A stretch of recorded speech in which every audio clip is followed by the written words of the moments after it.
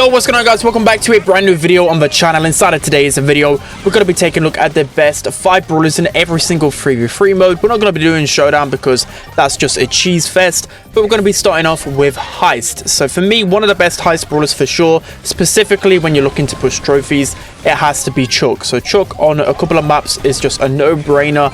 If you have in your composition, you're going to be winning pretty much every single game. You know, specifically Safe Zone, Kaboom Canyon, he's just so good. Of course, there's some strategies to counter Chuck, but normally you need some higher skill players to actually make sure you can counter him specifically.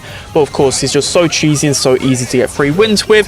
The next one, of course, is just another no-brainer. It is Colette. So Colette with Hypercharge is just disgusting right now. Whenever I'm playing Power League, it's the most automatic ban ever in existence of Heist, because one Hypercharge super to the safe deals 25%. So a couple of those, yeah, it's one of the most cheesiest Hypercharge methods I've ever seen in Heist right now. The next really strong brawler is going to be 8-bit. So again, just the damage is the name of the game right now in Heist specifically. Control's kind of gone out the window, so this is where 8-bit really shines.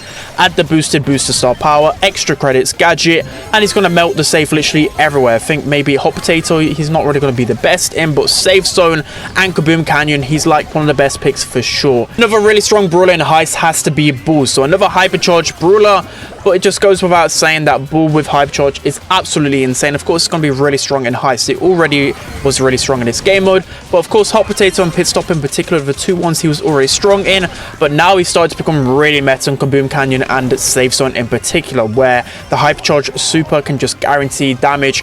And of course, you add on Berserker, you add on just the extra damage you get with Hypercharge. It's just a no-brainer. He's just absolutely insane right now. Damage, of course, is the name of the game in Heist. And another one, I think Colt is actually better than Brock right now in Heist meta. The Hypercharge has really allowed him just to make a few more pop-off plays throughout the game. And of course, like I said, literally it's base race meta. So Colt's going to be able to out-damage a lot of other brawlers. Add on Hypercharge, add on his gadget that reloads his ammo as well. It just makes it a no-brainer. So a lot of these meta brawlers in Heist right now are very damage orientated. So now we're jumping into the best 5 brawlers in Knockout, starting off with Gray. So you can look through every single Knockout map and Gray can always get good value. The fact that the Walking Cane gadget has such a long range to it, it allows you just to pull them closer, get a few more taps in and cycle that super. I can think of pretty much every single map I look at, he's a really good option in. And of course, because you see a lot of those brawlers which Gray can 2 or 3 tap, his TPs are just so strong.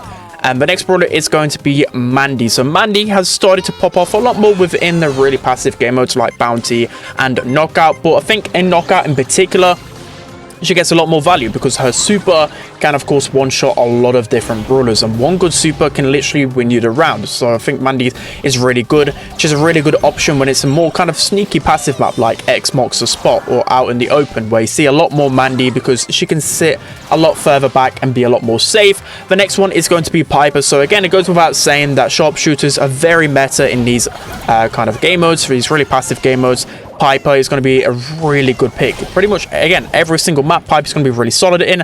And the good thing about Piper as well is that she has that super to wall break, because those throws can be really pesky on Knockout. So breaking open the map can really benefit her, and I like her a little bit more than other snipers for that reason. Same goes with Nanny. You can use the super, of course, to break open the walls and whatever else, but normally you want the peep to actually connect and get the kill. But it goes without saying, Nanny has to be one of the best Knockout brawlers, or probably the best Knockout brawler with the pure damage that she can put out. She can 1-tap, 2-tap so many of the meta brawlers, by far the best option for me.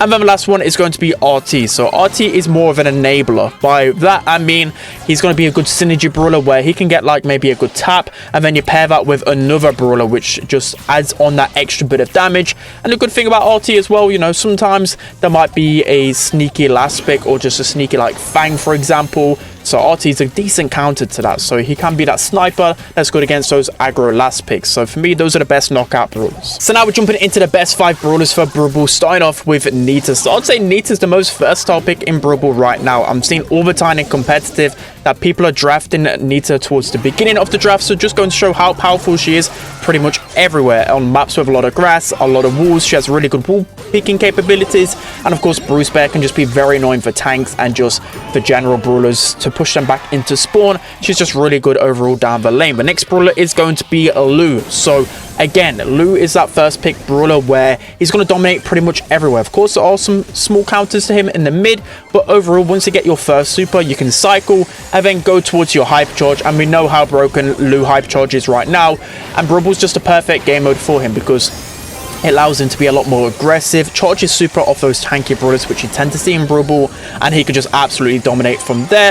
The next one is going to be B. So B started to become a little bit more meta within Brawl right now. Of course, with the rise of tanks, she's a little bit more solid. You know, people thought the hypercharged Jessie would kind of take the B role, but for me, I think B is a lot more solid. You're seeing her drafted a lot more in competitive right now. She's a solid option pretty much everywhere. You tend to want to avoid the maps with a lot of grass, but only really sneaky fields is the map I would avoid. With B, the next one is going to be Shelly. Of course, again, you can never go wrong with Shelly. She's still pretty strong near the S tier, definitely, or maybe even A tier. But with the hypercharge, she has to still be absolutely insane. They haven't nerfed clay pigeons yet. She still just absolutely destroys tanks. And of course, with her super, she's able to score a lot of free goals. So the amount of pressure you can get with her super is just insane and has to be one of the best brawlers in the game still. And then lastly, for Brawl, it has to be Sandy. So Sandy is dominating in competitive right now. So incredibly strong, and there aren't really too many glaring counters to Sandy. The only ones I can think of is maybe on like maps with a lot of walls like Super Beach and Field Goal. The throwers can counter a little bit, but still, once you get that first super, you can cycle, and of course with a stun, win so many interactions, and it's just all about wall peeking with Sandy. I just feel like he's such a strong brawler and really hard to counter in Brawl. So now we're moving on to the best 5 brawlers in Gem Grab, starting off with 8-Bit. So already 8-Bit is so meta in Heist. He's incredibly meta in Gem Grab as well. So the reason why 8-Bit is so good, he's not really countered by those assassins, which are typically really annoying in Gem Grab. And of course, the more weaker the brawler is as a gem carrier, the easier they are to take down and change the game. So 8-Bit with nearly 10k HP is absolutely insane. Not only that, he just shreds through those tanks, and of course the turret just allows him to be safe a lot of times, and you can TP back to that turret a lot of times. You know, maps like Harder Up Mine, he's the best first pick there. Last Stop, he's absolutely insane. Basically every single Gem Grab map, he's absolutely one of the best brawlers for sure. The next pick is going to be a Buster. So Buster for me is so strong. I could have easily put him in the Brawl list as well. He's really good in knockout, and he's insane in Gem Grab. Pretty much every single lane he's going to get a lot of value. Basically, as long as you've got slow-mo replay to hand, you're pretty much going to win every single matchup. And even if you have a tough matchup, you can just stick close to your teammate, build up that super, and then push the lane pretty easily. So for me, Buster is a must pick in Gem Grab. Next up, we have a Rosa. So I feel like the tanks just really thrive in Gem Grab at the moment. There's a lot of bushy maps and a lot of potential to really cause havoc in the enemy spawn. So Rosa's going to be insane. Double Swoosh, Crystal Arcade, Harder Up Mine. There's just so many maps where Gem Fort as well. She's going to be so hard to pinch out. And then once she cycles to a hype charge, she's nearly impossible to actually kill.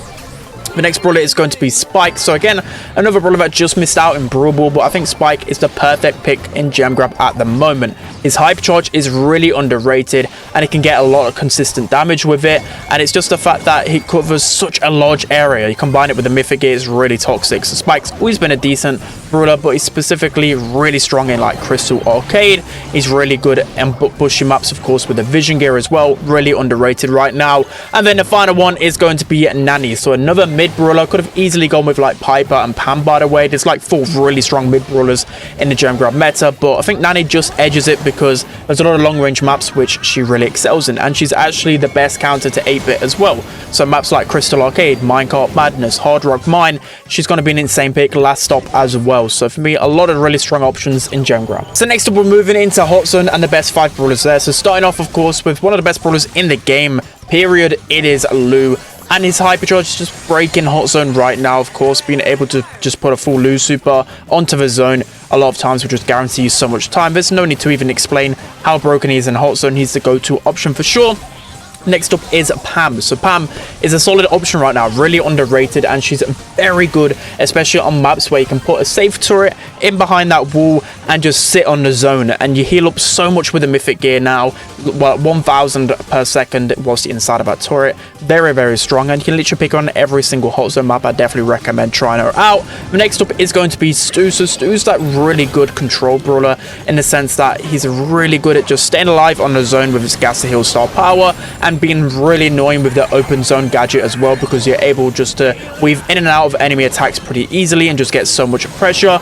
The next up is going to be be Crow. So Crow has started to drop off a little bit within the meta right now. Not really the best option everywhere, but I think Hot Zone is definitely where he exceeds and excels, because the main reason for that is because, you know, Ring of Fire, for example, you can get a lot of value with your slows, and it's just really easy to get guaranteed hits because you know the enemies are going to always be on the Hot Zone, build up that super, and you're able to make a lot of game-changing plays. And then the final one is going to be Gray. So Gray, he's more of a synergy brawler in the sense that he can be really solid on maps like Split, but everywhere else he's more of a brawler. Once you get one teleport, you put it in the prime position straight on top of the Hot Zone, and you compare that with pretty much any high HP brawler, and you're just going to wreck everyone. So many cheesy strategies with Gray. So now jumping into the last game mode, it is Bounty / Wipeout, where Wipeout you can only play on ladder. Bounty in Power League, I've combined both of them because they're pretty much the same. So starting off with Tick. So even though Tick received a small nerf recently, he's still one of the best brawlers on this game mode, mainly because there's not really a ton of counters to him.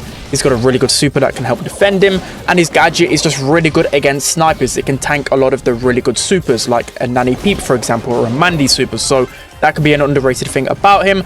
Of course, as well, the two snipers that are dominating it right now in the game, there's no reason to not put them in the list. It's Piper and Nanny.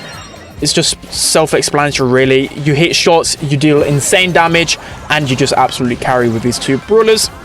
The next one is going to be Gene. So Gene is starting to fall down in the meta quite a lot, but I think Bounty and Wipeout in particular is one of the best game modes for him by far, because he's a decent counter to some of the other snipers.